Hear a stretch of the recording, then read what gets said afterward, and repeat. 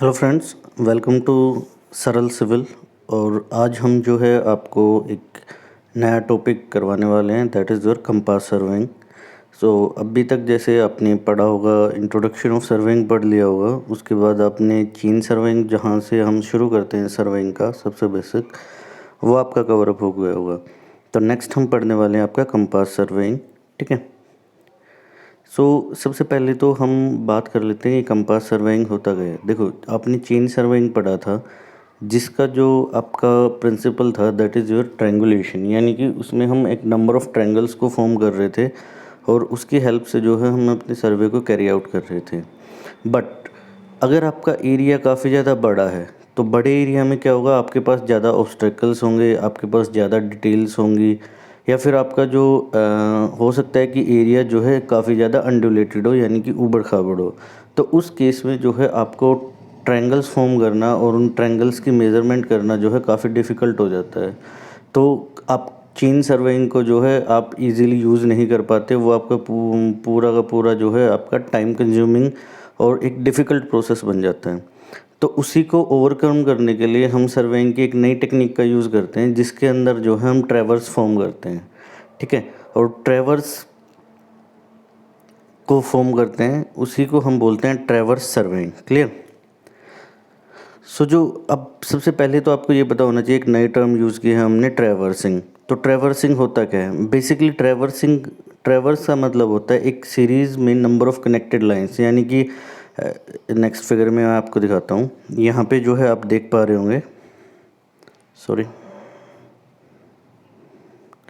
देखो, ये सपोज करो आपने इस पॉइंट से, ए पॉइंट से जो है अपनी शुरू की। दिस इज़, आपने यहाँ पे ये लाइन, फिर ये आपकी लाइन ए बी होगी, फिर इसी से आपने एक लाइन कनेक्ट कर दी बी सी, यहाँ से आपने लाइन कनेक्ट कर दी सी डी, यहाँ से आपने लाइन कनेक्ट कर दी D E, and D E से one new line E F, and then again आपकी लाइन आ गई एफ ई। ठीक है। तो ये देखो, ये जो आपकी है, ये एक सीरीज बन गई पूरी कनेक्टेड लाइंस की, जो लाइंस एक दूसरे से जो हैं आपकी कनेक्टेड हैं, और इसी को बोलते हैं हम ट्रैवर्सिंग। अब आपको यहाँ पे दो फिगर्स दिख रही हैं, दो फिगर्स, एक आपकी क्लोज ट्रैवर्स, एक आपकी ओपन ट्रैवर्स। देखो, क्लोज ट्रैवर्स और ओपन ट्रैवर्स में डिफरेंस कहाँ रहता है? यहाँ पे देखो, this is your point A, line A B, line B C, and line C D. तो ये ए आपका स्टार्टिंग पॉइंट था और डी आपका एंड पॉइंट था आपके ट्रैवर्स का। अब अगर आपका स्टार्टिंग पॉइंट और एंड पॉइंट अलग अलग है, तो ये आपकी कैसी शेप बन गई? ओपन शेप बन गई। तो इसको हम क्या बोलते हैं? आपका ओपन ट्रैवर्स बोलते हैं। वहीं अगर हम फर्स्ट फिगर की बात करें, तो फर्स्ट फिगर में क्या था? आपकी ए से शुरू हुई, B C, C D, D E, E F and F A, यानी कि जो आपका स्टार्टिंग पॉइंट था ए, वही आपका क्या है? एंड पॉइंट है। तो ये आपकी कैसी फिगर बन गई? एक क्लोज फिगर बन गई, और इसी चीज़ को हम क्या बोलते हैं? आपका क्लोज ट्रैवर्स बोलते हैं। बेसिकली ट्रैवर्स के अंदर क्या होता है, आपको दो चीज़ मेज़र करनी होती है किसी भी लाइन की। सपोज करो ये आपकी कोई भी एक रैंडम लाइन है पी क्यू। ठीक है। तो ट्रैवर्सिंग के अंदर आपको इसकी एक तो लेंथ पता करनी होती है। ठीक है, what is the length of P Q, और दूसरी इस पी क्यू लाइन की डायरेक्शन पता करनी होती है। ठीक है। तो लेंथ हम मेज़र कर लेते हैं अपनी चेन या टेप की हेल्प से, और जो आपकी डायरेक्शन है वो कोई भी डायरेक्शन मेजरिंग इंस्ट्रूमेंट से हम मेज़र करते हैं। अभी हम कंपास सर्वेइंग पढ़ रहे हैं, तो हम डायरेक्शन किस से मेज़र करेंगे? कंपास से मेज़र करेंगे। तो इसीलिए जो है इसको हम बोल देते हैं ट्रैवर्सिंग को, कंपास ट्रैवर्सिंग। क्लियर। अगर आप डायरेक्शन कंपास के हेल्प से मेज़र कर रहे हैं तो that is your compass traversing. अगर आप थियोडोलाइट की हेल्प से मेज़र कर रहे हैं, that will be your theodolite traversing. आगे हम पढ़ेंगे, आपका आगे आएगा थियोडोलाइट क्या होता है। बट अभी के लिए आप इतना ध्यान रखो कि इसके अंदर, ट्रैवर्स के अंदर, हम लेंथ मेज़र करते हैं चेन या टेप की हेल्प से, और डायरेक्शन जो आपकी मेज़र होगी वो होगी आपकी कंपास की हेल्प से। क्लियर।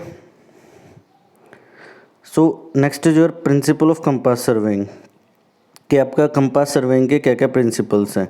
ठीक है, जैसा कि मैंने बताया, कंपास सर्वेइंग का जो प्रिंसिपल है दैट इज़ योर ट्रैवर्सिंग, जिसके अंदर जो है आपकी सीरीज़ में कनेक्टेड लाइंस होती हैं। इसके अंदर जो डायरेक्शन है वो हम कैसे मेज़र करते हैं? मैग्नेटिक बेयरिंग मेज़र करते हैं with the help of compass. Prismatic compass is a type of compass, but ध्यान रखो किसके हेल्प से मेज़र करते हैं? हम कंपास की हेल्प से मेज़र करते हैं। क्लियर। कंपास सर्वेइंग कब रिकमेंड किया जाता है, कब हमें करना है? तो जब आपका एरिया इज़ लार्ज, बड़ा एरिया है, अनड्यूलेटेड है, और काफ़ी सारी डिटेल्स जो है वहाँ पे प्रेजेंट है आपके एरिया टू बी सर्वेड के अंदर, ठीक है। और कंपास सर्वेइंग कहाँ पे नहीं मेज़र किया जाता, जहाँ पे आपकी लोकल अट्रैक्शन होती है, ठीक है। एंड लोकल अट्रैक्शन क्या होती है ये हम आगे जाके इसी चैप्टर में पढ़ेंगे। बेसिकली लोकल अट्रैक्शन का मतलब क्या होता है कि अगर आपका कंपास के अंदर क्या होती है, मैग्नेटिक नीडल होती है, और वो मैग्नेटिक नीडल अर्थ के मैग्नेटिक नॉर्थ की तरफ जो है पॉइंट करती है। अब अगर उस मैग्नेटिक नीडल के पास आप कोई और मैग्नेटिक ऑब्जेक्ट लेके जाते हो तो वो मैग्नेटिक नीडल उस नॉर्थ से डिफ्लेक्ट हो जाती है, आपको कुछ एरर के साथ नॉर्थ डायरेक्शन की तरफ पॉइंट करती है। तो इसी चीज़ को क्या बोलते हैं हम, लोकल अट्रैक्शन की। जो आपकी मैग्नेटिक नीडल है वो लोकली किसी मैग्नेटिक ऑब्जेक्ट के लिए अट्रैक्ट होगी और उसकी वजह से जो है आपका कुछ ना कुछ एरर आ जाता है, आपको ट्रू बेयरिंग नहीं मिल पाती, ठीक है। ये चीज़ें हम डिस्कस करेंगे आगे आने वाले स्लाइड्स के अंदर। सबसे पहले तो हम जो है कुछ टर्मिनोलॉजी पढ़ लेते हैं। What is meridian. मेरिडियन क्या होता है, मेरिडियन वो फिक्स लाइन जिसके रिस्पेक्ट में आप किसी भी लाइन का जो है एंगल मेज़र करते हैं। सपोज करो, देखो अब ट्रेवर्सिंग के अंदर आपकी सपोज करो ये लाइन आ गई आपकी लाइन ए बी, ठीक है। अब इसकी डायरेक्शन मेज़र करनी है तो इसका डायरेक्शन बोले तो हॉरिजॉन्टल एंगल मेज़र करना है इस लाइन का। तो इस लाइन का हॉरिजॉन्टल एंगल किससे मेज़र करना है, उसी रेफरेंस लाइन को, जिस रेफरेंस लाइन से आप इस लाइन का हॉरिजॉन्टल एंगल मेज़र कर रहे हैं उसी रेफरेंस लाइन को हम क्या बोलते हैं, आपका मेरिडियन बोलते हैं। फॉर एग्जांपल यहाँ पे जो है ये लाइन नॉर्थ मार्क कर रही है, ठीक है, this direction is north direction.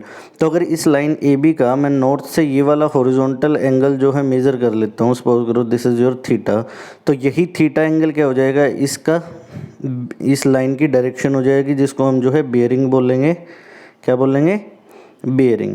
और वो लाइन जिसके रिस्पेक्ट में हमने ये थीटा एंगल मेज़र किया है उसको क्या बोलेंगे हम, मेरिडियन। मेरिडियन, ठीक है। ये देखो यहाँ पे देखो, अब इसको दोबारा से, meridian is a fixed line with respect to which horizontal angle of any other line is measured using compass is called your meridian। अब बात आती है मेरिडियन भी जो है आपकी, जो ये फिक्स लाइन है ये जनरली 3 टाइप के होते हैं। कौन कौन से, फर्स्ट इज मैग्नेटिक मेरिडियन।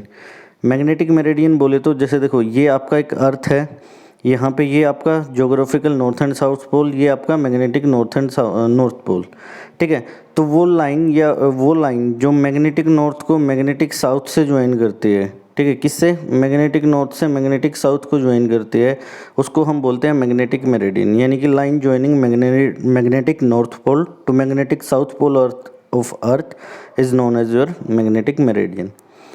अब आपका जो मैग्नेटिक नॉर्थ पोल होता है ये आपका ज्योग्राफिकल नॉर्थ पोल से अलग होता है। तो एक वो लाइन जो आपके ज्योग्राफिकल नॉर्थ पोल को ज्योग्राफिकल साउथ पोल से ज्वाइन करती है, अगर उसको हम एज ए मेरिडियन कंसिडर करते हैं तो उसको हम बोलते हैं आपका ट्रू मेरिडियन। क्या बोलते हैं, true meridian. Line joining true north pole या geographical north pole of earth to geographical south pole of earth is known as your true meridian. अब इन दोनों मेरिडियन के अलावा सपोज करो मैंने ये एक कोई भी लाइन अज्यूम कर ली, क्या कर ली, अज्यूम, ठीक है। और अगर इस लाइन से मैं जो है किसी भी लाइन का हॉरिजॉन्टल एंगल मेज़र कर रहा हूँ तो ये क्या होगा, मेरा एज ए मेरिडियन काम करेगा, बट ये मेरिडियन क्या है, मैंने अज्यूम कर रखा है। तो इसी को हम बोलते हैं आपका आर्बिट्रेरी मेरिडियन, या फिर आप इसी को बोल सकते हैं अज्यूम्ड मेरिडियन, ठीक है। Any other line assumed as meridian is known as assumed meridian और आर्बिट्रेरी मेरिडियन। आई होप यहाँ तक जो है आपका क्लियर हो गया होगा, ठीक है। दोबारा से डिस्कस कर लेते हैं। मेरिडियन वो लाइन जिसके रिस्पेक्ट में आप किसी भी और लाइन का हॉरिजॉन्टल एंगल मेज़र करते हैं with the help of compass, ठीक है। मेरिडियन आपके 3 टाइप के होते हैं, magnetic meridian, true meridian and arbitrary meridian. Magnetic meridian यानी कि line joining magnetic north pole to magnetic south pole. True meridian line joining true north pole to true south pole. And assumed or arbitrary meridian is any other line which is assumed as meridian for measuring horizontal angle of any other line is known as your assumed या arbitrary meridian. Next is your bearing. अब बात करते हैं bearing का क्या मतलब होता है। देखो मैं जो आपका ये था, सपोज करो ये आपने ले लिया मैग्नेटिक मेरिडियन, यानी कि ये नॉर्थ ये साउथ, ठीक है, और ये कोई भी लाइन थी आपकी लाइन ए बी। तो इसकी डायरेक्शन कैसे बताई, मेज़र कर दिया, मैंने बताया कि मेरिडियन से जो है इसका ये हॉरिजॉन्टल एंगल मेज़र कर लेंगे थीटा, और इसी एंगल थीटा को हम क्या बोलते हैं, बियरिंग बोलते हैं। क्या बोलते हैं, बियरिंग, यानी कि bearing is the horizontal angle a line making with the meridian is known as your bearing. Clear, दोबारा सुन लो कि bearing of a line A B is the horizontal angle which it makes with the meridian is known as your bearing. ठीक है, definition यहाँ से भी देख लेते हैं आपकी। The horizontal angle which a line makes with the meridian is known as the bearing of a line. Clear.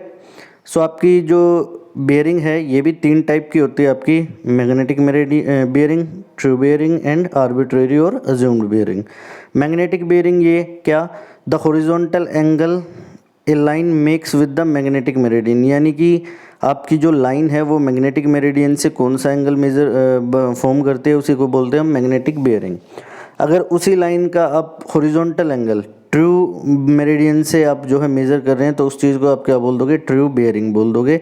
और इसके अलावा अगर आपने अज्यूम्ड मेरिडियन लिया है तो वो लाइन किसी भी अज्यूम्ड मेरिडियन से क्या एंगल मेज़र कर रही है या क्या एंगल फॉर्म कर रही है, उस चीज़ को आप क्या बोल देंगे, आर्बिट्रेरी बियरिंग बोल देंगे। क्लियर। यहाँ पे ये फिगर देखो ये आपकी लाइन है ए बी, ठीक है, ये लाइन आपकी मैग्नेटिक नॉर्थ साउथ, यानी कि ये वाली जो है ये वाला हो गया आपका मैग्नेटिक मेरिडियन, और जो ये वाला है ये हो गया आपका ट्रू मेरिडियन।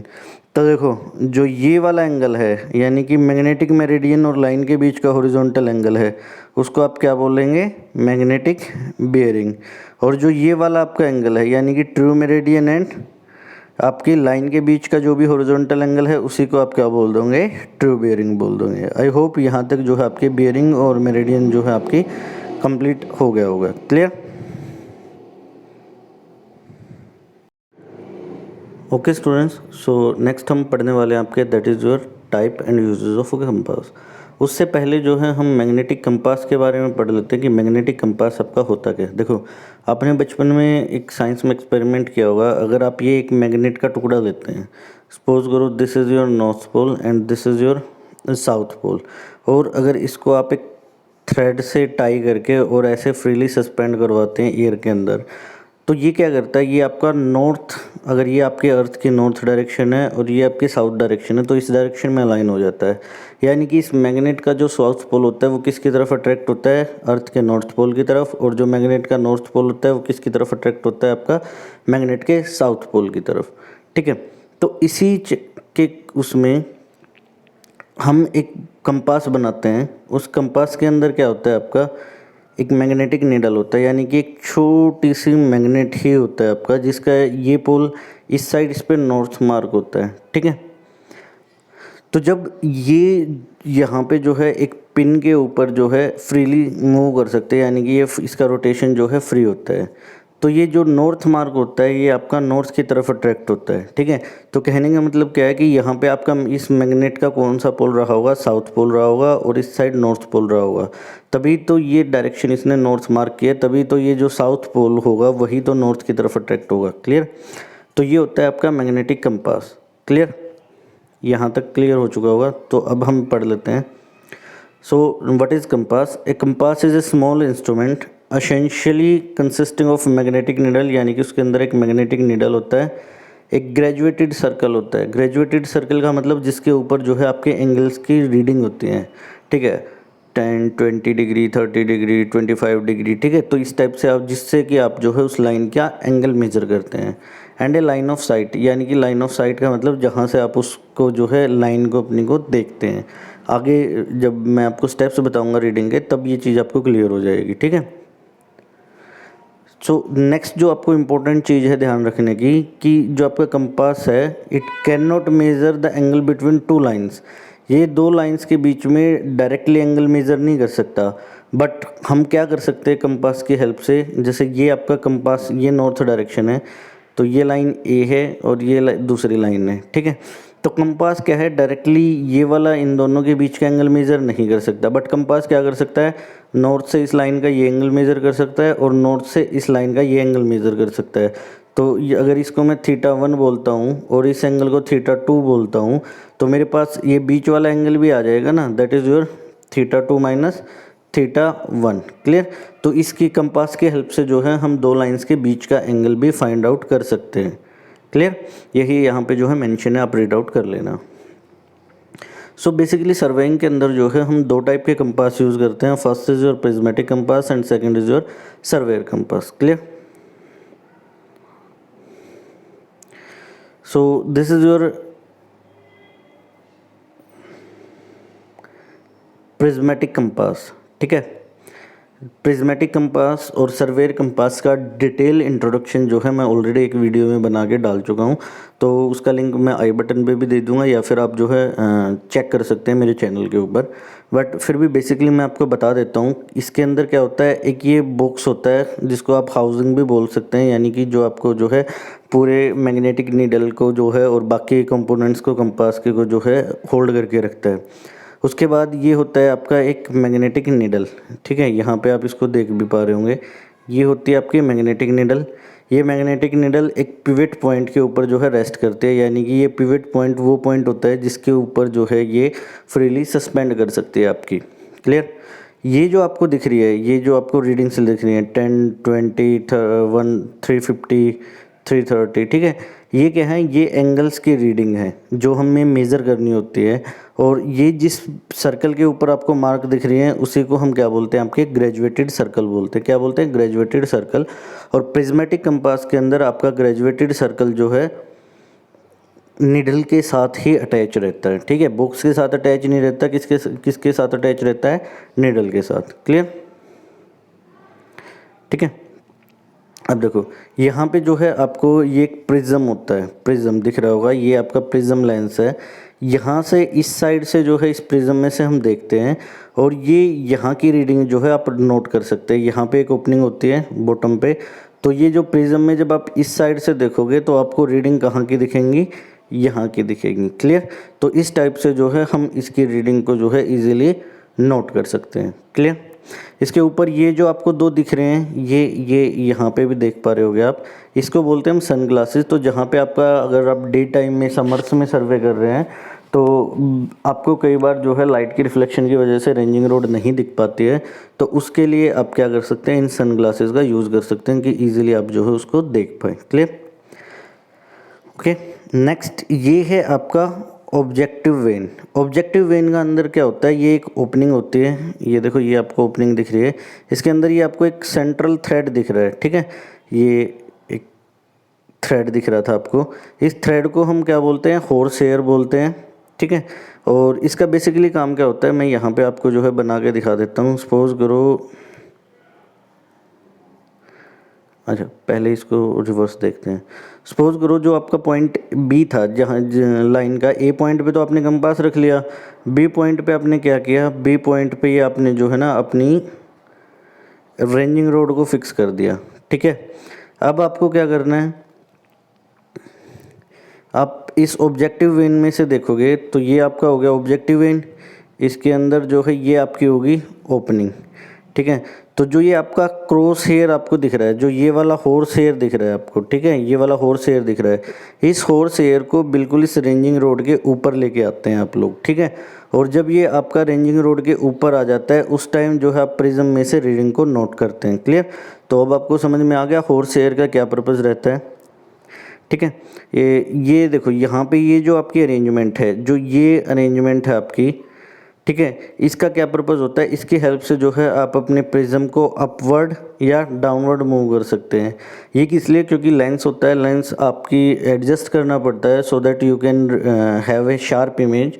तो ये रीडिंग्स को जो है आप शार्पली रीड कर पाएँ, इसलिए जो है आपको अपनी आई के अकॉर्डिंग इसको एडजस्ट करना पड़ता है, अप या डाउन मूव करके, जहाँ भी आपको कंफर्टेबल है आप इजीली उसकी मूवमेंट ले पा रहे हैं। ठीक है, ये नीचे आपको एक थ्रेडेड पोर्शन मिलता है, इसका बेसिकली क्या काम होता है, इसको जो हम इसकी हेल्प से स्क्रू अप कर सकते हैं अपने कंपास को ट्राइपॉड स्टैंड के ऊपर। यहाँ पे आपको ये ब्रेक पिन दिख रही है। ये ब्रेक पिन का क्या मतलब होता है कि जब आपने इसको ऐसे साइड कर लिया, रेंजिंग रोड को परफेक्टली बाइसेक्ट कर लिया, उसके बाद जो है आप ब्रेक पिन को प्रेस कर लेते हैं, ताकि जब आप रीडिंग लें तो अगर आपका कंपास हल्का फुल्का डिस्टर्ब भी हो जाए तो भी आपकी रीडिंग जो है वो फिक्स रहे, आपकी रीडिंग्स चेंज ना हो। क्लियर? ठीक है। देखो ये आपके एलिमेंट्स को जो है डिस्क्राइब कर रखा है, ये आप पढ़ लेना। मैं आपको जो है इसको लिंक जो है इसका पीपीटी का आपको पीडीएफ फॉर्म में डिस्क्रिप्शन में मिल जाएगा। तो ये आप जो है मैं ऑलरेडी डिस्कस कर चुका हूँ। पिवट पॉइंट क्या होता है, ठीक है, मैग्नेटिक नीडल क्या होती है, ग्रेजुएटेड सर्कल, प्रिज्म भी बता चुका हूँ, ऑब्जेक्ट वेन के बारे में भी। आई वेन, आई वेन कुछ नहीं होता, जो आपका ये प्रिज्म दिख रहा है आपको, ठीक है। देखो प्रिज्म के ऊपर भी आपको जो है स्लिट दिख रही है। बेसिकली जब आप इधर से इसको देखोगे तो ये आपको ऐसे दिखता है, ठीक है। तो इस सर्कल में से तो आप प्रिज्म को में देखते हैं और आपको नीचे वाली रीडिंग्स दिखती हैं, और ये ऊपर वाले में से जो है आप ऑब्जेक्ट वेन के थ्रू जो है आप हॉर्स एयर को बाइसेक्ट करते हैं। यही पर्पज़ रहता है आपका इसका। ग्लास कवर, ये पूरी की पूरी अरेंजमेंट जो है टॉप से ग्लास के ट्रांसपेरेंट ग्लास फिट होता है, जिसके हेल्प से जो है डस्ट वगैरह या आपका जो है इंस्ट्रूमेंट को आप प्रोटेक्ट करते हैं और आप ये रीडिंग्स को जो है ईजिली ले सकते हैं। सन ग्लासेस का पर्पज़ भी क्या होता है मैं आपको ऑलरेडी जो है बता चुका हूँ, ठीक है। ओके, ब्रेक पिन भी मैं बता चुका हूँ। एक आपका रह गया रिफ्लेक्टिंग मिरर, ठीक है। रिफ्लेक्टिंग मिरर क्या होता है, ये देखो, ये जो यहाँ पे ये आपको पोर्शन दिख रहा है, ये पीछे वाला जो है, इसमें रिफ्लेक्टिंग मिरर लगा होता है। इसका काम क्या होता है कि जो आपका इंस्ट्रूमेंट के नीचे वाला पार्ट है, अगर वो आपको देखना है तो इस रिफ्लेक्टिंग मिरर से जो है आप ईजिली उसको देख सकते हैं। Clear? So working of prismatic compass कि आप कैसे जो है उसको यूज़ करेंगे, कैसे आपको जो है रीडिंग लेनी है प्रिज्मेटिक कंपास के अंदर। सो जब आपका फर्स्ट पॉइंट है, when the needle of compass is suspended freely, जब आपकी मैग्नेटिक नीडल को आप जो है फ्रीली सस्पेंड करते हैं तो ये नॉर्थ पॉइंट की तरफ जो है डायरेक्ट करती है, पॉइंट करती है, ठीक है। और इसीलिए जो आपका प्रिज्मेटिक कंपास है उसकी हेल्प से अगर आप किसी भी लाइन का एंगल मेज़र कर रहे हैं तो वो आपका किसके रिस्पेक्ट में आएगा, मैग्नेटिक नॉर्थ की रिस्पेक्ट में आएगा, यानी कि मैग्नेटिक मेरिडियन की रिस्पेक्ट में आएगा, ठीक है। So the horizontal angle made by a survey line with reference to magnetic meridian in clockwise direction, ठीक है। तो जो भी हम मेजरमेंट करते हैं वो आपका कंपास सर्वेइंग के अंदर हमेशा हम क्लॉकवाइज डायरेक्शन में लेते हैं, उसको एंटी क्लॉकवाइज डायरेक्शन में नहीं लेंगे, specially in case of prismatic compass. Surveyor compass में हम एंटी क्लॉकवाइज भी लेंगे, वो मैं जो है आपको नेक्स्ट स्लाइड्स के अंदर बताने वाला हूँ। क्लियर? ठीक है, ओके। और लास्ट पॉइंट है, जब आप कंपास को यूज़ कर रहे हैं तो बेसिकली इट इज़ इसको जो है हम एक ट्राइपॉड स्टैंड के ऊपर माउंट करते हैं बॉल एंड सॉकेट अरेंजमेंट की हेल्प से, ठीक है। So next is your temporary adjustment of A prismatic compass, यानी कि टेम्परेरी का मतलब होता क्या है? टेम्परेरी का मतलब होता है कि जो जब आप इंस्ट्रूमेंट को किसी भी स्टेशन के ऊपर सेट करते हैं, अपने कंपास को सपोज करो आपने ए पॉइंट के ऊपर सेट कर लिया, तो सबसे पहले हमें कौन कौन सी अरेंजमेंट करनी पड़ेंगी, कौन कौन सी एडजस्टमेंट करनी पड़ेंगी कंपास के लिए बिफोर टेकिंग द रीडिंग, उसी को क्या बोलते हैं हम? टेम्परेरी एडजस्टमेंट्स बोलते हैं। और ये एडजस्टमेंट जब भी हम अपने कंपास को उठा के किसी दूसरे स्टेशन के ऊपर शिफ्ट करते हैं तब भी हमें जो है वहाँ पे ये सारी चीज़ें रिपीट करनी पड़ेंगी, इसीलिए बोला इसको टेम्परेरी एडजस्टमेंट्स। क्लियर? सो सबसे first is your centring, second is your levelling and third is your focusing. देखो सेंटरिंग का मतलब क्या होता है कि आपका जो इंस्ट्रूमेंट है, सपोज करो आप जो है इसको, ये आपकी कोई भी लाइन है ए बी, तो आपने इंस्ट्रूमेंट को जो है आपने ए पॉइंट पे सेट कर रहे हो, ऐसे आपने ट्राइपॉड स्टैंड रख लिया, ठीक है। ये आपका क्या हो गया? कंपास हो गया। तो ये जो कंपास का सेंटर है ये बिल्कुल ए पॉइंट के ऊपर होना चाहिए। इसी प्रोसेस को क्या बोलते हैं हम? सेंटरिंग बोलते हैं, इसी चीज़ को इंश्योर करने के लिए। अच्छा, ये किया कैसे जाता है? यहाँ पे जो ये ट्राइपॉड का बिल्कुल सेंटर है, यानी कि कंपास का सेंटर है, अब यहाँ पे एक जो है स्टोन को पकड़ते हैं और उस स्टोन को जो है फ्री फॉल करवाते हैं। तो जब वो फ्री फॉल करवाता है तो अगर वो ए पॉइंट पे जो आपने वुडन पैग इंसर्ट कर रखा है उसको हिट करता है तो वो आपका कंपास जो है परफेक्टली सेंटर्ड है। अगर वो उसके साइड में गिरता है तो हम अगेन अपने कंपास को जो है रिलोकेट करते हैं एंड अगेन स्टोन को ड्रॉप करके देखते हैं कब तक, जब तक वो आपका ड्रॉप्ड स्टोन जो है उस वुडन पैग को हिट नहीं करता है। क्लियर?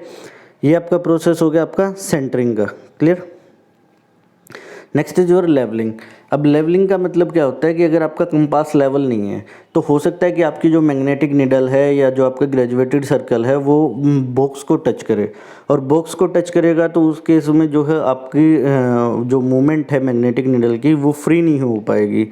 ठीक है, कुछ ना कुछ फ्रिक्शन रहेगा उसके अंदर, तो हमारे जो रीडिंग्स है, जो ऑब्जर्वेशन है, उसके अंदर एरर आने के चांस रहते हैं। तो उसी को प्रिवेंट करने के लिए जो है हम इंस्ट्रूमेंट को जो है लेवल करते हैं, सच दैट जो आपकी मैग्नेटिक नीडल है किसी भी साइड से, टॉप से, बॉटम से आपकी जो है बॉक्स को टच ना करे और वो फ्रीली सस्पेंडेड रहे। ठीक है, क्लियर। और इसको चेक कैसे करते हैं, या तो आप एक स्प्रिट लेवल रख सकते हैं अपने साथ, अगर वो नहीं रखना चाहते तो आप क्या करेंगे, ग्लास के ऊपर जो है एक एक्स डायरेक्शन में और फिर उसके परपेंडिकुलर डायरेक्शन में एक बार एक सर्कुलर पेन या पेंसिल को प्लेस करते हैं। अगर उसके अंदर पेंसिल आपकी मूव कर जाती है किसी साइड, तो इसका मतलब वो साइड आपकी जो है डाउनवर्ड है, आप उसको लेवल कर सकते हैं। अगर वो पेंसिल आपकी मूव नहीं करती है तो इसका मतलब आपका जो अप्रोक्सीमेटली इंस्ट्रूमेंट जो है आपका लेवल है। And third is your focusing. Focusing का मैंने आपको ऑलरेडी बताया कि जो आपका प्रिज्म होता है उसको अपनी आई की पावर के हिसाब से एडजस्ट करते हैं, सच दैट आपको जो रीडिंग्स हैं वो शार्प इमेज के साथ आप उनको रीड कर सकें, क्लियरली आपको विजिबल हो। उसी प्रोसेस को क्या बोलते हैं, आप फोकसिंग बोलते हैं। क्लियर। ठीक है, नेक्स्ट आता है observing the bearing of lines, कि हम लाइन की बेयरिंग जो है कैसे मेज़र करते हैं with the help of prismatic compass. ठीक है, तो देखो ये आपका कोई भी लाइन थी, लाइन ए बी। ठीक है, तो लाइन ए बी थी, आपने ए के ऊपर अपने कंपास को सेंटर किया और बी पे जो है आपने एक रेंजिंग रोड लगा दी। क्या लगा दी, रेंजिंग रोड। ठीक है, तो अब ये आपकी जो है आई स्लिट और ऑब्जेक्टिव स्लिट को से जो लाइन पास हो रही है वो आपकी क्या होगी, लाइन ऑफ साइट होगी।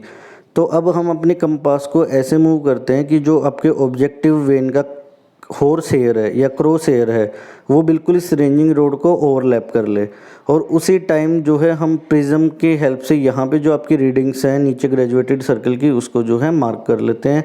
ठीक है, उसको जो है हम नोट डाउन कर लेते हैं। सो यहाँ पे आप स्टेप देखना, consider the A line A B of which magnetic bearing is to be observed. ठीक है, let the ranging rod be fix at B, यहाँ पे बी पे जो है हम एक रेंजिंग रोड फिक्स करते हैं। And compass is centred on point A. ठीक है, turn the compass in the direction of A B, तो कंपास को जो है ए पे तो सेंटर्ड है ही, तो बी की तरफ जो है हम इसको टर्न करते हैं सच दैट ऑब्जेक्टिव वेन जो है आपका बी की तरफ रहे। ठीक है, when B is bisected by vertical hair, when the ranging rod at B become in the line with the slit of eye vane and the vertical hair of the object vane, the reading under the vertical hair through prism is taken which gives the bearing of line AB। ठीक है, clear. आई hope यहाँ तक जो है आपको step समझ में आ गए होंगे, मैंने आपको बता भी दिए हैं। सो नेक्स्ट आपका जो सेकंड टाइप का कंपास आता है that is your surveyor compass. Basically surveyor compass के अंदर क्या होता है कि आपका कोई भी प्रिज्म नहीं होता सबसे पहले तो ये आपका जो है एक ऑब्जेक्टिव वेन, ये आपका आई वेन। ठीक है, और ऑब्जेक्टिव वेन में यहाँ पे आपको ओपनिंग्स दिख रहे हैं सिर्फ, हो सकता है यहाँ भी ऑब्जेक्टिव वेन आपका जो है प्रिज्मेटिक कंपास की तरह सेम हो, यानी कि उसके अंदर एक सेंट्रल क्रॉस हेयर दे रखा हो। तो ये डिफरेंट मैन्युफैक्चर की डिफरेंट उनके टेक्निक्स होते हैं, वो कैसे उसको प्रोवाइड कर रहे हैं। ठीक है, तो जो मैंने आई बटन में आपको वीडियो दिया था दोनों के कंपैरिजन में, वहाँ पे आप जो है सर्वेयर कंपास को भी मैंने अच्छे से डिस्क्राइब कर रखा है, तो वहाँ से आप अगेन जाके उसको जो है देख सकते हैं। क्लियर। इसके अंदर बेसिकली आपका डिफरेंस क्या रहता है कि मैग्नेटिक नीडल जो है आपकी फ्री रहती है, और जो आपका ग्रेजुएटेड सर्कल जो पिछली बार मैग्नेटिक नीडल के साथ ही अटैच था, अब वो किसके साथ अटैच हो जाएगा, आपका बॉक्स के साथ अटैच हो जाएगा। ठीक है, मेजर दो ही डिफरेंस है इसके अंदर। पहला आपका जो है इसके अंदर प्रिज्म नहीं होता, सिर्फ एक आई स्लिट होती है। एंड सेकंड इसके अंदर जो है आपकी ग्रेजुएटेड सर्कल है वो आपका जो है बॉक्स के साथ अटैच रहता है, ना कि आपकी मैग्नेटिक नीडल के साथ। तो अगर आपके पास दो कंपास रखे हुए हैं तो आप उसको देख के ऐसे ऑब्जर्व करके बता सकते हैं कि कौन सा आपका प्रिज्मेटिक है और तीसरा कौन सा आपका सर्वेयर कंपास है।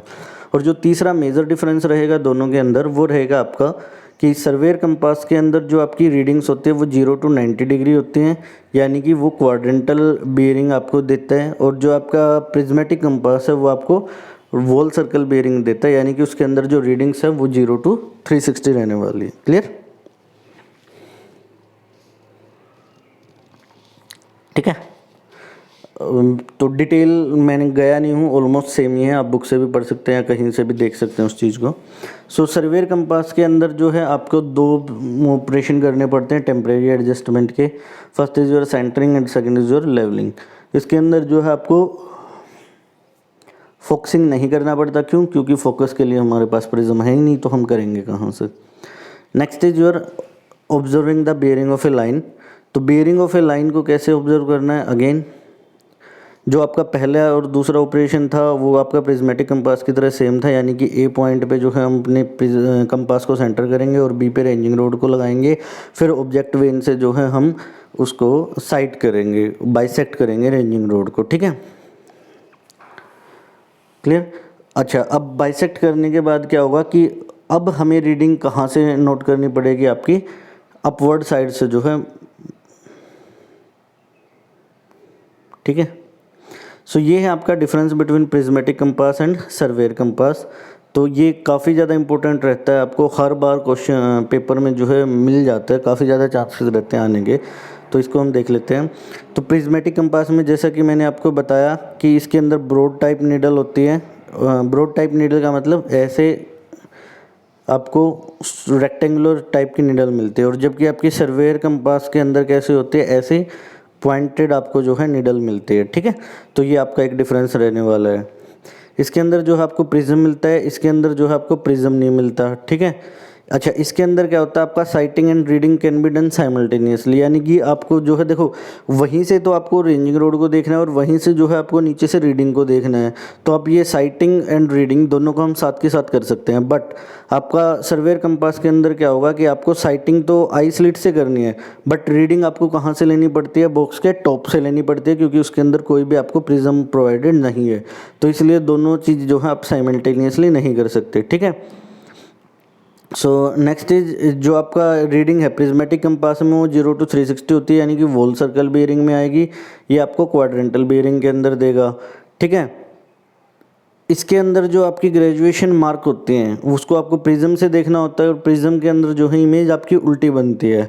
ठीक है, तो इसके ऊपर जो मार्किंग होती है वो पहले से ही उल्टी दी जाते हैं, ताकि जब आप उसको प्रिज्म की हेल्प से रीड करो तो वो आपको उल्टी का उल्टा होके तो आपको सुल्टा दिखना लग जाएगा। ठीक है, यानी कि आपको वो इन्वर्टेड इमेज ना दिख के राइट इमेज दिखेगी। क्लियर? इसके अंदर जो है सर्वेयर कंपास के अंदर जो है आपकी ग्रेजुएशन डायरेक्टली मार्क होती है, वो इन्वर्टेड नहीं होती। ठीक है, सर प्रिज्मेटिक कंपास के अंदर जो आप रीडिंग्स लेते हैं वो कहाँ से लेते हैं? प्रिज्म की हेल्प से लेते हैं। और जो सर्वेयर कंपास होता है उसके अंदर आप जो है टॉप ऑफ ग्लास से आप जो है डायरेक्टली ग्रेजुएटेड सर्कल को देख के रीडिंग लेते हैं। ठीक है, अच्छा, प्रिज्मेटिक कंपास का एक बेनिफिट क्या है कि इसको जो है हम विदाउट ट्राइपॉड स्टैंड भी अपनी हथेली के ऊपर रख के भी जो है यूज़ कर सकते हैं, if tripod stand is not available. But surveyor compass के अंदर जो है आपको tripod stand is very essential. Clear? तो ये आपका इम्पोर्टेंट है, आप इसको पढ़ लेना, ये आपका जो है एग्ज़ाम में आने के चांसेस बहुत ज़्यादा रहते हैं। So next is your designation of bearing. Designation of bearing का मतलब कि आपकी जो है बेयरिंग कौन कौन से सिस्टम आप यूज़ करते हैं। तो बेसिकली आपके 2 टाइप के सिस्टम होते हैं बेयरिंग मेज़र करने के लिए। First is your wall circle bearing, यानी कि WCB, and second is your quadrantal bearing, that is your QB। ठीक है, इन दोनों को डिस्कस कर लेते हैं हम, क्या होता है क्या नहीं होता। देखो भाई, ये होता है आपका होल सर्कल बेयरिंग। अब इसके अंदर जो है आप देख रहे होंगे ये यहाँ से आपकी रीडिंग शुरू है। ठीक है, तो देखो 0, 10, 20, ये 90, देन 180, 270 एंड अगेन 360, यानी कि वॉल सर्कल बेयरिंग में जो आपकी रीडिंग्स हैं वो 0 to 360 तक होती हैं। क्लियर? यानी कि एक कंप्लीट सर्कल के अंदर जो है आपको रीडिंग्स मिलती हैं। ठीक है, ठीक है, क्लियर? अच्छा, अब बात करते हैं हम क्वाड्रेंटल सर्कल बेयरिंग की। क्वाड्रेंटल सर्कल बेयरिंग में क्या होता है आपका, ये देखो इसके अंदर 0, 90, 090 ऐसे आपको मेज़र मिलते हैं, ऐसे आपको जो है रीडिंग्स मार्क्ड होते हैं। जैसा कि अगर आप सर्वेयर कंपास को देखोगे तो उसमें भी आपको जो है रीडिंग्स ऐसे ही मिलेंगी। क्लियर? तो इसका मतलब क्या होता है कि क्वाड्रेंटल सर्कल बेयरिंग के अंदर आपकी जो पूरा का पूरा एरिया होता है उसको जो हम 4 क्वाड्रेंट्स में डिवाइड कर देते हैं, first, second, third and your fourth. देखो ये जो आप मैथ में क्वाड्रेंट लेते थे उससे थोड़ा सा डिफरेंस है, ठीक है। तो ये आपके क्वाड्रेंट सिस्टम हो गए। तो ये आपका हो गया, आपका इस क्वाड्रेंट को बोलते हैं नॉर्थ ईस्ट क्वाड्रेंट। देखो ये नॉर्थ है, ये ईस्ट है, तो इन दोनों के बीच का north east quadrant, south east quadrant, south west quadrant and your north west quadrant. यहाँ तक क्लियर होगा आई थिंक सबको, ठीक है। ओके, सो आपकी किसी भी लाइन की अगर आपको रीडिंग लेनी है, मैं आपको पिछले केस के लिए भी बता देता हूँ। सबसे पहले देखो ये आपका था, ये थी आपकी वॉल सर्कल बेयरिंग। अगर सपोज करो आपकी कोई ये लाइन थी, ठीक है, इस लाइन की अगर आपको बेयरिंग मेज़र करनी है तो आप क्या क्या होगी, आपकी जो रीडिंग्स आएगी वो हमेशा इससे आएगी, ठीक है, यानी कि नॉर्थ डायरेक्शन से आएगी, जीरो से, ऐसे वॉल सर्कल में आएगी। अगर यहाँ पे कोई लाइन है तो उसकी बेयरिंग कैसे आएगी, ये वाली आएगी। क्लियर? बट अगर वही आपकी यहाँ पे बात कर लेते हैं, ये आपको 4 लाइनें मैंने ड्रॉ भी कर रखी हैं। Line A B, O B की बेयरिंग ये वाला एंगल, ओ ए की बेयरिंग ये वाला एंगल, ठीक है। बेसिकली आपका जो है मैं आपको बता देता हूँ। देखो यहाँ पे देखो, अगर ये लाइन है आपकी, कोई भी लाइन है, ठीक है, और ये आपका नॉर्थ है यहाँ पे, क्लियर, तो जो वॉल सर्कल बेयरिंग होगा वो डायरेक्टली आपको नॉर्थ से रीडिंग मेज़र करनी है, ठीक है। नॉर्थ से इस लाइन की क्या डायरेक्शन है, ठीक है, ये आपको क्या बता देगा, थीटा डायरेक्टली WCB में आपको जो है रीडिंग बता देगा। एक और एग्जांपल लेता हूँ, सपोज करो आपकी लाइन ये वाली है, ठीक है, तो यहाँ पे आपने नॉर्थ मार्क किया, तो नॉर्थ से ये वाला एंगल जो है इसका आपका क्या बताएगा, आपको बेयरिंग बताएगा। सपोज करो दिस इज़ योर θ1। क्लियर? अब देखो अगर आपको यही लाइन आपको WCB वो क्वाड्रेंटल बेयरिंग में बतानी है, क्वाड्रेंटल बेयरिंग में, तो ये आपका नॉर्थ क्वाड्रेंट, ये आपका साउथ, ये सॉरी ये नॉर्थ डायरेक्शन, ये साउथ, ये ईस्ट, ये वेस्ट। तो सबसे पहले तो हम ये देखते हैं कि जो आपकी ये लाइन है ओ ए, जो लाइन है आपकी, ये नियर किसके है, नॉर्थ के नियर है या साउथ के नियर है। तो देखो यहाँ पर ऑब्जर्व करोगे, नॉर्थ से तो ये एंगल है और साउथ से ये एंगल है और नॉर्थ से आपका ये वाला एंगल है। तो एंगल स्मॉल कौन सा है, ऑब्वियसली ये वाला एंगल स्मॉल है। तो यानी कि ये जो लाइन ओ ए है ये किसके नियर है, ये आपका साउथ के नियर है, ठीक है। क्लियर? अब देखो ये अब साउथ के तो नियर है, बट साउथ से ये किस डायरेक्शन में, वेस्ट डायरेक्शन में या ईस्ट डायरेक्शन में। तो ये देखो ये आपका साउथ से वेस्ट डायरेक्शन में है, तो ये साउथ लिखा, यहाँ पे ब्लैंक छोड़ा और यहाँ पे लिख दिया आपने वेस्ट डायरेक्शन। तो ये क्या होगी, इसकी लाइन की जो है क्वाड्रेंटल बेयरिंग में आपने सिस्टम बता दिया कि ये साउथ के नियर है और वेस्ट की तरफ जा रही है, बट कितना जा रही है, फिर हम क्या करेंगे, ये एंगल फाइंड आउट कर लेंगे कि लाइन ओ ए का जो है साउथ से कितना एंगल है। सपोज करो ये थीटा आता है, या मैं एग्जांपल 30 डिग्री बोल देता हूँ, तो इस लाइन की बेयरिंग कितनी आ जाएगी क्वाड्रेंटल बेयरिंग में, साउथ 30 डिग्री वेस्ट। क्लियर?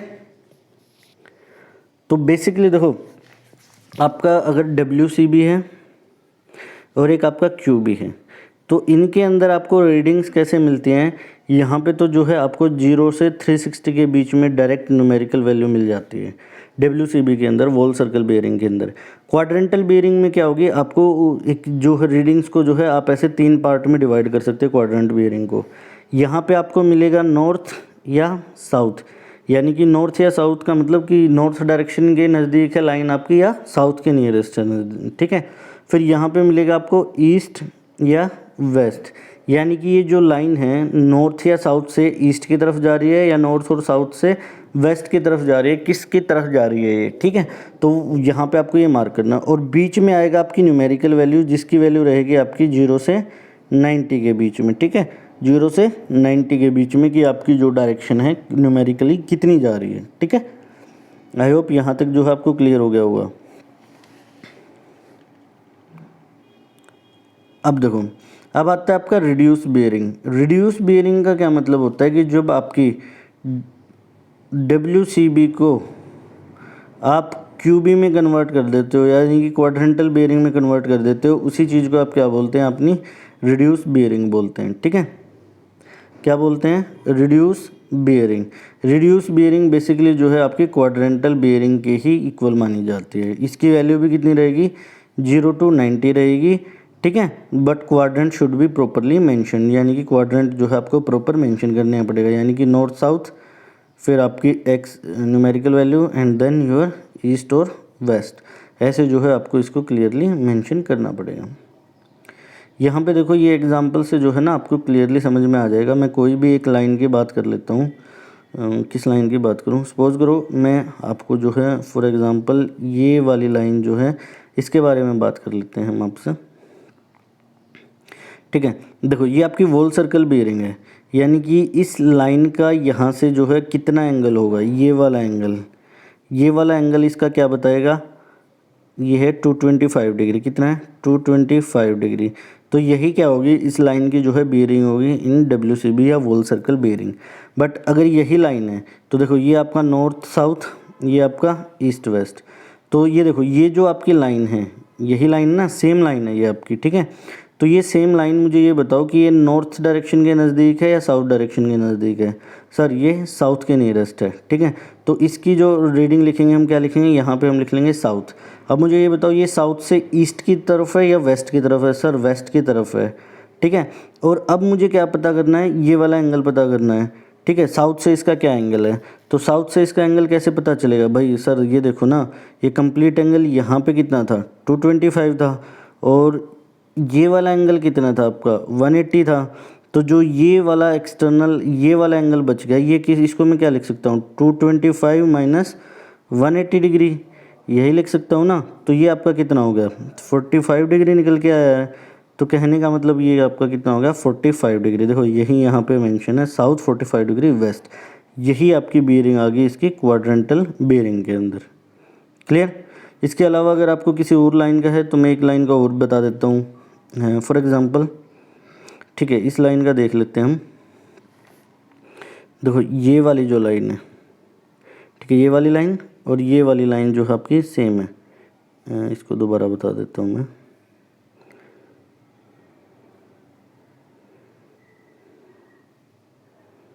देखो ये वाली लाइन जो है आपकी सेम है।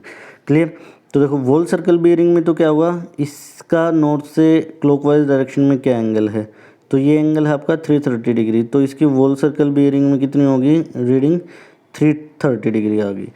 बट इसमें देखो यहाँ पे आपका ये क्या हो गया, ये नॉर्थ ये साउथ, तो ये किसके नज़दीक है, नॉर्थ या साउथ के। सर ये नॉर्थ के नज़दीक है, और मुझे कौन सा एंगल चाहिए, नॉर्थ और इस लाइन के बीच का एंगल चाहिए, ये वाला एंगल चाहिए। बट ये तो दे नहीं रखा, लेकिन सर मुझे ये पता है कि ये कंप्लीट 360 में से अगर मैं ये वाला एंगल माइनस कर दूँ, यानी कि ये वाला एंगल माइनस कर दूँ, तो मेरे पास बचा हुआ एक्स एंगल आ जाएगा। ठीक है, तो इसको आप क्या लिख सकते हैं, 360 माइनस 330, तो ये आपका कितना बच गया, 30 डिग्री एंगल। तो यहाँ से आप लिख सकते हैं नॉर्थ 30 डिग्री वेस्ट, यही एंगल आपका जो है आ गया। ठीक है, क्लियर। देखो यही यहाँ पे लिख भी रखा है इसका, नॉर्थ 30 डिग्री वेस्ट। क्लियर। आई होप यहाँ तक जो है आपको क्लियर हो गया होगा क्या होता है क्या नहीं होता।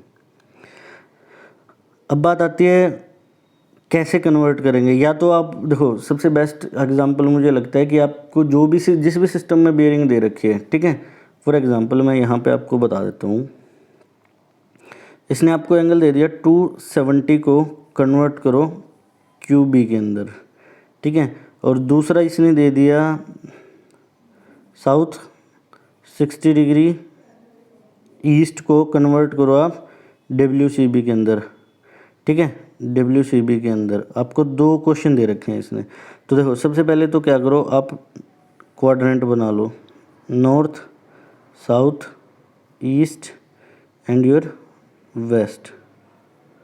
ठीक है, तो यहाँ पे ये लाइन अगर आप ड्रॉ करने जाओगे तो ये लाइन देखो 270 की कहाँ से आएगी, यहाँ से देखो 0 90 180, सॉरी इसको 270 मत लिखो भाई, इसको यहाँ पे ना आप 260 कर लो चलो, क्योंकि 270 तो वेस्ट वाली लाइन हो जाएगी, फिर आपको समझ में नहीं आएगा।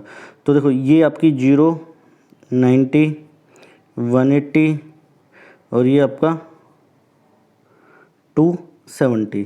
तो अब ये 260 की लाइन कहाँ आएगी, कहीं यहाँ आएगी, तो ये वाला आपका एंगल हो गया, ठीक है। ये कितना एंगल हो गया आपका 260 डिग्री। अब मुझे ये बताओ, ये लाइन जो है नॉर्थ के नज़दीक है, ये लाइन ओ ए, जो लाइन ओ ए है ये नॉर्थ के नज़दीक है या साउथ के नज़दीक है? सर साउथ के नज़दीक है ये, तो मैंने साउथ लिख दिया। अब साउथ से इस लाइन का क्या एंगल है, यानी कि ये मेरे को फाइंड आउट करना है। तो अगर मैं 260 में से ये वाला 180 माइनस कर देता हूँ, ये वाला 180 अगर मैं माइनस कर देता हूँ, तो मेरे पास रिमेनिंग एंगल आ जाएगा। 260 में से मैं अगर 180 माइनस करूँगा तो मेरे पास कितना आ जाएगा, 80 आ जाएगा। अब ये साउथ से 80 डिग्री है, बट ईस्ट की तरफ है या वेस्ट की तरफ है? सर वेस्ट की तरफ है, तो ये मेरा आंसर आ गया। क्लियर। अब यहाँ पे देखो, साउथ 60 डिग्री ईस्ट बना रखा है, तो ये नॉर्थ, ये साउथ, ये ईस्ट, ये वेस्ट। क्लियर। तो देखो ये साउथ है, साउथ से 60 डिग्री ईस्ट, तो ये 60 डिग्री बना दिया मैंने। तो ये कितना हो गया आपका 60 डिग्री। ये लाइन होगी आपकी ए बी। अब इसको जो है आपको कन्वर्ट करना है WCB में। तो WCB में बोले तो सर मुझे इसका नॉर्थ से क्लॉकवाइज डायरेक्शन में एंगल चाहिए, नॉर्थ से क्लॉकवाइज डायरेक्शन में, तो ये एंगल चाहिए है। इस एंगल को मैं कैसे फाइंड आउट कर सकता हूँ? सर ये वाला पूरा 180, तो 180 में से 60 गया तो मेरे पास कितना बच गया, ये बच गया आपका 180 माइनस 60, यानी कि आपका 120 डिग्री। क्लियर। यही आपका आंसर आ गया। ऐसे आप जो है चेंज कर सकते हैं, बट अगर आप ऐसे नहीं करना चाहते तो ये आपको टेबल दे रखी है, इसमें देख लो। अगर WCB आपका 0 to 90 डिग्री के बीच में है, तो यानी कि ये लाइन आपकी कौन से क्वाड्रेंट में फॉल करेगी, फर्स्ट क्वाड्रेंट में फॉल करेगी। और फर्स्ट क्वाड्रेंट के अंदर आपकी जो है दोनों रीडिंग जो है सेम रहती है न्यूमेरिकली, और जो आपका क्वाड्रेंट है नॉर्थ ईस्ट आएगा, यानी कि नॉर्थ और जो भी आपकी रीडिंग है और ईस्ट की तरफ, ठीक है। अगर आपका WCB 90 to 180 के बीच में है, तो आपका कौन से क्वाड्रेंट में जाएगा, सेकंड क्वाड्रेंट में। सेकंड क्वाड्रेंट में जाएगा तो रूल फॉर कन्वर्जन क्या बोलता है कि 180 में से आप WCB को माइनस कर दो, और जो आपका क्वाड्रेंट रहेगा वो साउथ से ईस्ट की तरफ रहेगा। अगर 180 से 270 के बीच में है तो आपके थर्ड क्वाड्रेंट में जाएगी। थर्ड क्वाड्रेंट का मतलब कि आपका जो है WCB में से आप 180 माइनस कर दो, और जो आपका क्वाड्रेंट रहेगा ये कौन सा रहेगा, आपका साउथ वेस्ट क्वाड्रेंट रहेगा। अगर 270 to 360 है तो ये आपका कौन सा क्वाड्रेंट, फोर्थ क्वाड्रेंट। और रिड्यूस बेयरिंग कैसे आएगी, 360 में से आप जो है WCB को माइनस कर दो, और जो आपका क्वाड्रेंट रहेगा वो कौन सा रहेगा, नॉर्थ वेस्ट रहेगा। आपकी चॉइस है, आप टेबल याद करना चाहो तो टेबल याद कर लो, और अगर आप लाइन को ड्रॉ करके करना चाह रहे हो तो वो कर लो। बट मेरे लिए परफेक्टली मुझे लगता है पर्सनली कि आप लाइन को ड्रॉ करके करो, ताकि आपको जो है क्लियरली दिख जाएगा, आपको ये सारी टेबल्स याद करने की ज़रूरत नहीं है। सो नेक्स्ट आपका आएगा that is your four bearing and back bearing, ठीक है। फोर बेयरिंग और बैक बेयरिंग के बारे में समझ लेते हैं। सबसे पहले ये देखो, ये कोई भी लाइन है आपकी, this is your line A and this is your line B। तो सबसे पहले ये बताओ, क्या लाइन AB और लाइन BA एक ही लाइन है? आप बोलोगे सर लाइन तो एक है, बट लाइन AB और BA लाइन जो है ना आपस में उल्टी हैं, रिवर्स हैं। कहने का मतलब क्या है कि AB का मतलब कि A आपका स्टार्टिंग पॉइंट और B आपका एंड पॉइंट, लेकिन BA का मतलब आपका B starting point A and point, यानी कि सर इन दोनों की डायरेक्शन रिवर्स है। क्लियर। यहाँ तक समझ में आ गया? ठीक है, वेरी गुड। तो देखो आपका क्या होता है,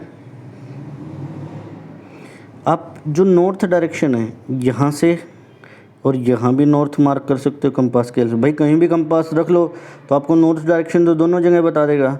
तो अगर आपने यहाँ पे कंपास रखा है तो आपके पास इसका हॉरिजॉन्टल एंगल ये आएगा θ1, और अगर आपने B पे कंपास रखा है तो आपके पास हॉरिजॉन्टल आएगा θ2। भाई हिसाब के अगर आपको बोलो कि सर बेयरिंग की डेफिनेशन क्या होती है कि सर उस लाइन का नॉर्थ के साथ क्या हॉरिजॉन्टल एंगल बनता है, उसी को बेयरिंग बोलते हैं।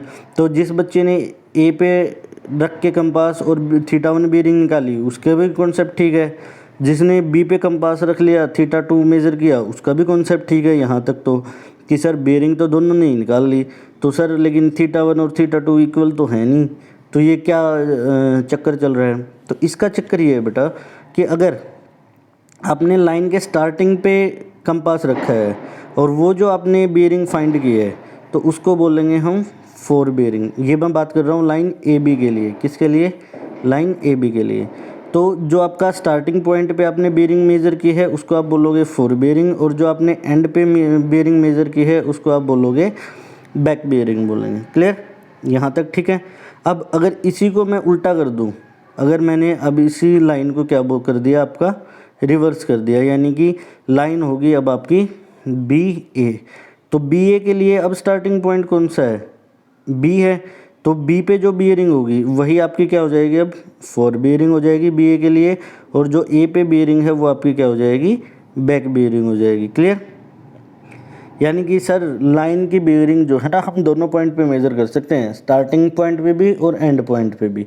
तो अगर हम स्टार्टिंग पॉइंट पे बियरिंग मेज़र करते हैं तो उसको हम बोलते हैं फोर बियरिंग, और अगर हम एंड पॉइंट पे उस लाइन की बियरिंग को मेज़र करते हैं तो उसको हम बोलते हैं आपकी बैक बियरिंग। क्लियर, ठीक है, यहाँ तक समझ में आ गया। अच्छा, यहाँ पे लगे लगे एक कॉन्सेप्ट और समझ लेते हैं, फिर अपनी स्लाइड्स पे आते हैं। देखो ये लाइन था, ये थीटा वन था आपका, ये आपका थीटा टू था। अब हम एक रिलेशनशिप फाइंड आउट करना चाह रहे हैं कि थीटा वन और थीटा टू में क्या रिलेशनशिप होता है। देखो ये वाला पॉइंट ए था आपका, ये वाला पॉइंट बी था। अगर मैं इस लाइन को यहाँ पे एक्सटेंड करता हूँ तो मुझे ये बताओ ये वाला एंगल आपका कितना होगा, ये वाला एंगल। ये बोलोगे कि सर ये वाला एंगल तो ना थीटा वन के इक्वल ही होगा, क्यों, क्योंकि सर ये नॉर्थ और ये नॉर्थ दोनों पैरेलल लाइंस हैं, तो दो पैरेलल लाइंस के बीच में अगर एक स्ट्रेट लाइन जाती है तो ये आपके अल्टरनेट एंगल्स बन जाते हैं, और मैथमेटिक्स की प्रॉपर्टी बोलती है कि अल्टरनेट एंगल्स जो हैं आपके सेम होते हैं। क्लियर, तो मैं यहाँ पे अगर आप बी पॉइंट पे देखो तो बी पॉइंट पे मैं ये चीज़ लिख सकता हूँ कि theta two equal to theta one plus 180 degree. भाई देखो ये एक स्ट्रेट लाइन है, तो एक स्ट्रेट लाइन पे तो एंगल कितना बनता है, ये वाला जो अब रेड में एंगल मैं ड्रॉ कर रहा हूँ डार्क करके, ये वाला तो आपका 180 होगा ना। तो क्या जो मैंने ये कॉन्सेप्ट लिखा है ये ठीक लिखा है, ठीक है, बिल्कुल ठीक लिखा है। तो मैं इसको ये भी लिख सकता हूँ कि fore bearing is equal to theta one, वो sorry back bearing is equal to fore bearing plus 180 degree, यही लिखा है ना मैंने। अब ये जो है प्लस माइनस हो जाता है, प्लस माइनस क्यों होता है मैं बताता हूँ कि अगर देखो आप इसी को उल्टी लाइन लेते हैं, अगर आप इसी को उल्टी लाइन लेते, एक minute let me erase all this, ठीक है। अब अगर आपने ये लाइन कौन सी ले ली, बी ए ले ली, तो आपकी फोर बेरिंग कितनी होगी 20 ये, और अब ये वाला एंगल भी कितना हो गया आपका थीटा टू। तो यहाँ पे मैं लिख सकता हूँ कि जो आपका थीटा वन है वो हो जाएगा आपका थीटा टू माइनस 180 डिग्री, बोला सर लिख सकते हैं। तो ये क्या हो गया इसकी लाइन बी ए के लिए, ये आपकी back bearing is equal to fore bearing minus 180 degree. तो पिछली बार देखो यहाँ पे प्लस था, अब की बार कहाँ कैसे आ गया, माइनस आ गया। तो कहने का मतलब मैं इसको यहाँ पे आपका जो है कॉन्सेप्ट को लिख सकता हूँ कि जो आपका फोर बैक बेरिंग होता है ये आपका होता है fore bearing plus minus 180 degree, ठीक है। तो प्लस कब करना है, माइनस कब करना है, अगर फोर बेरिंग आपकी ग्रेटर देन 180 है तो आपको क्या यूज़ करना है, यूज़ माइनस, और अगर फोर बेरिंग आपकी लेस देन 180 है तो आप क्या करोगे, यूज़ प्लस, ठीक है, आपको पॉजिटिव यूज़ करना है। क्लियर, तो देखो fore bearing of a line measured in the forward direction of survey line is called the fore bearing, यानी कि फॉरवर्ड डायरेक्शन कौन सी होगी, ए से बी के लिए, यानी कि ए पॉइंट पे अगर आप बेरिंग मेजर कर रहे हो तो उसको आप क्या बोलोगे, फोर बेरिंग बोलोगे। Next is the bearing of line measured in the direction backward to the direction of survey line is called back bearing. तो अगर ए बी की है तो ए बी की डायरेक्शन कौन सी होगी, सर्वे डायरेक्शन ए टू बी होगी। तो अगर आप बी पे मेजर कर रहे हैं बेरिंग उस लाइन की तो उसको आप क्या बोलोगे, बैक बेरिंग बोलेंगे। क्लियर, ये देखो ये ऑलरेडी मैं आपको बता चुका हूँ, ठीक है। ये आपका थीटा वन आपकी फोर बेरिंग, और इधर अगर आपने मेज़र किया है ये वाला थीटा टू तो ये आपकी बैक बेरिंग, ठीक है। Fore bearing of A B theta one from A to B, back bearing of A B theta two from B to A. Clear, ठीक है। और यहाँ पे देख लो कि आपका जो फोर बियरिंग और बैक बियरिंग का difference should be exactly 180 degree. और 180 डिग्री क्यों होना चाहिए ये मैं आपको जो है ऑलरेडी बता चुका हूँ। तो यही सेम आपका formula, back bearing is equal to fore bearing plus minus 180 degree. तो प्लस आप कब अप्लाई करेंगे, जब आपकी फोर बियरिंग लेस देन 180 है, और माइनस कब अप्लाई करेंगे, जब आपकी फोर बियरिंग ग्रेटर देन 180 है। ठीक है, तो ये तो होगी WCB में अगर आप कैसे चेंज करेंगे। ठीक है, फोर बियरिंग को और बैक बियरिंग को कैसे कन्वर्ट करेंगे। ठीक है, बट अगर आपको QB में दे रखी है वैल्यू, अगर आपको QB में दे रखी है, ठीक है, अगर फोर बियरिंग आपकी है नॉर्थ 50 डिग्री वेस्ट, तो अगर इसको आपको बैक बियरिंग में कन्वर्ट करना है तो आपको कुछ नहीं करना, नॉर्थ का तो यहाँ साउथ कर देना है, यानी कि अगर साउथ है तो नॉर्थ कर दो, नॉर्थ है तो साउथ कर दो, और वेस्ट है तो ईस्ट कर दो, ईस्ट है तो वेस्ट कर दो, और ये न्यूमेरिकल वैल्यू जो है एज इट इज़ यहाँ पे 50 डिग्री आ जाएगी आपकी। ठीक है, बट जनरली QB में आपसे पूछता नहीं है, लेकिन फिर भी पूछ ले तो आप ऐसे भी ध्यान रख सकते हैं। नहीं तो क्या करो, QB को पहले WCB में कन्वर्ट कर लो वोल सर्कल बेयरिंग में, और उसके बाद जो है आप इजीली उसको कर पाएंगे solve. Clear. Next is your computation of angles, कि कंप्यूटेशन ऑफ एंगल कैसे कंप्यूट कर सकते हैं हम। देखो इसके अंदर क्या है, बेसिकली मैं आपको बता देता हूँ। सपोज करो ये आपकी लाइन है AB, और ये आपकी लाइन है, सॉरी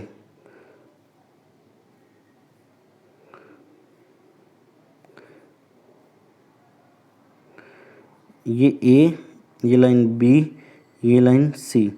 तो देखो यहाँ पे अगर मैं नॉर्थ मार्क कर दूँ, ये डायरेक्शन मैंने कौन सी मार्क कर दी, नॉर्थ मार्क कर दी, तो ये जो मैंने थीटा एंगल लिखा है θ1, ये क्या हो जाएगा, θ1 इक्वल टू, यहाँ पे देखो θ1 is equal to back bearing of AB, यही है ना। और ये जो मैंने एंगल मेज़र किया है θ2, इसको क्या मैं लिख सकता हूँ, फोर बियरिंग ऑफ